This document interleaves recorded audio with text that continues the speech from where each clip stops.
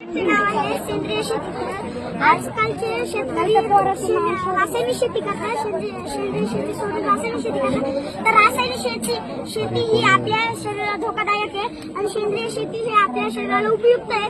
तर तुम्ही कधी बाजारात गेले असाल, भाजीपाला आणला असेल, तो धुतला मग बनवला, तर तुम्ही आजारी पडले असाल तर त्याचं कारण असं आहे का त्या भाजीपाल्यामध्ये रासायनिक खत वापरले जातात, रासायनिक केमिकल वापरले जातात, म्हणून तुम्ही आजारी पडता.